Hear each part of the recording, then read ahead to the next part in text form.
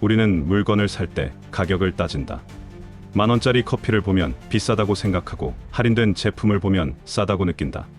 그런데 대부분의 사람들은 정작 돈을 쓸 때 그 돈의 가격을 따지지 않는다. 무슨 말일까? 예를 들어보자. 누군가 3천만 원을 대출받아 자동차를 산다. 금리는 연 6%다. 그러면 그 사람은 1년 동안 이자로만 180만 원을 낸다. 하지만 대부분의 사람들은 그 180만 원을 가격이라고 인식하지 않는다. 이자를 그냥 나가는 돈쯤으로 생각한다. 돈을 빌리면 원금을 갚는 건 당연하다고 여겨도 그 이자가 시간의 대가라는 사실은 잘 인식하지 못한다. 하지만 부자는 다르다. 그들은 돈을 사용할 때 항상 묻는다. 이 돈을 지금 쓰면 나에게 어떤 기회가 사라지는가? 이 돈을 어디에 두면 가장 효율적인가? 이 질문의 핵심은 금리에 있다. 금리는 돈의 가격이다. 정확히는 시간을 빌리는 비용이다. 이자는 돈을 빌리는 대가가 아니라 미래를 미리 쓰는 비용이다. 지금의 돈을 미래에 갚기 위해 치르는 대가다. 은행에서 대출을 받는 순간 우리는 그 돈을 쓰기 위해 비용을 지불하고 있는 것이다. 반대로 은행에 예금을 넣었을 때 이자를 받는 것도 내 돈을 빌려준 대가를 받는 것이다. 이 단순한 원리를 모르면 평생 돈의 흐름을 이해하지 못한다. 예전엔 몰라도 살 수 있었다. 금리는 뉴스에 나오긴 해도 내 일이 아니라고 느꼈다. 하지만 이제는 아니다. 금리가 실생활을 흔든다. 월급은 그대로인데 대출이자만 올라간다. 예전엔 100만 원이던 이자가 200만 원이 되었다는 말 더 이상 남 얘기가 아니다. 금리는 단순한 숫자가 아니다. 금리는 시장 전체의 흐름을 바꾼다. 부동산, 주식, 소비, 투자, 환율까지 모든 경제활동의 방향성을 결정짓는다.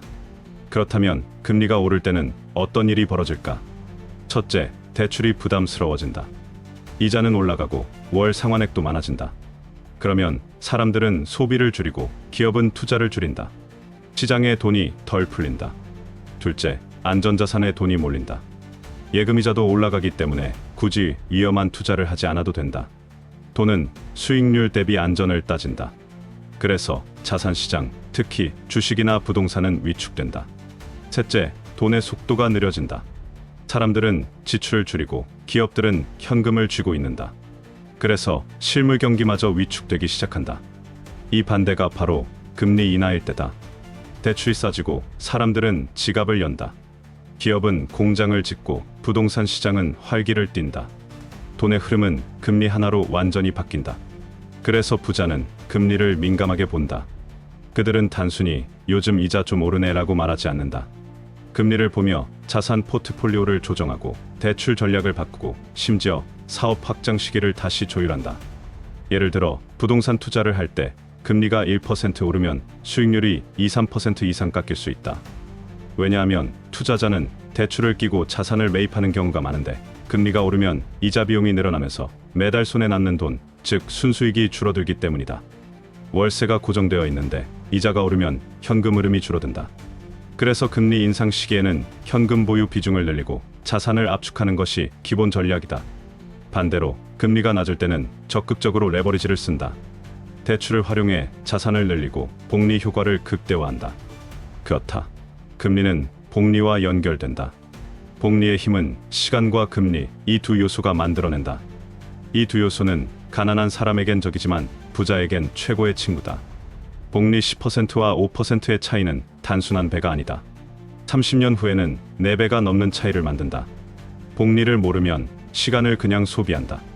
하지만 복리를 아는 사람은 시간을 투자한다. 복리의 기초는 바로 금리이다. 복리는 단순한 이자의 합이 아니다. 이자에 이자가 붙는 구조다. 예를 들어 연 10% 복리로 10년을 굴리면 단순히 100%가 아니라 약 160% 수익이 난다. 부자는 이 복리의 마법을 알고 있다. 그래서 항상 묻는다. 지금의 금리와 내 자산의 수익률은 얼마나 차이 나는가? 어디에 두면 복리가 가장 강하게 작동하는가? 투자에서 가장 중요한 질문은 이것이다. 이 투자 수익률은 지금의 금리보다 높은가? 예금이 4%인데 내 투자 수익률이 3%라면 손해다. 그냥 은행에 넣는 게 낫다. 하지만 이런 계산을 하지 않고 기분과 느낌으로 투자하는 사람이 너무 많다. 부자는 감정으로 돈을 쓰지 않는다. 금리라는 기준을 두고 판단한다. 기준이 없으면 흔들린다. 하지만 금리를 알면 기준이 생긴다. 그래서 금리를 아는 사람은 시장에서 흔들리지 않는다. 그렇다면 일반 사람은 어떻게 금리를 활용해야 할까? 첫째, 대출금리와 예금금리를 비교하는 습관부터 시작해야 한다. 대출을 받을 때는 총이자 비용을, 예금할 때는 실질 수익률을 따져야 한다. 둘째, 금리 사이클을 이해해야 한다. 금리가 오르는 시기에는 소비보다 절약을, 투자보다는 현금 유지에 집중해야 한다. 반대로 금리가 떨어지는 시기에는 기회를 포착해야 한다. 셋째, 금리를 보는 눈을 키우기 위해 뉴스를 분석하는 습관이 필요하다. 중앙은행의 기준금리 발표, 시장금리의 변화, 채권금리 흐름 등을 따라가다 보면 흐름이 보인다. 넷째, 금리가 단순히 경제 뉴스가 아니라 내 인생의 문제가 된다는 사실을 받아들여야 한다. 이런 작은 습관이 결국 부를 만든다. 전세 보증금, 주택담보대출, 심지어 신용카드 할부까지도 금리의 영향을 받는다. 금리를 모르면 그 작은 수치가 나중에 큰 구멍이 된다. 마지막으로 이렇게 요약할 수 있다. 금리는 돈의 언어이다. 금리를 모르면 돈이 어디로 가고 있는지 알 수 없다. 금리를 보면 돈이 어디로 몰리는지 보인다.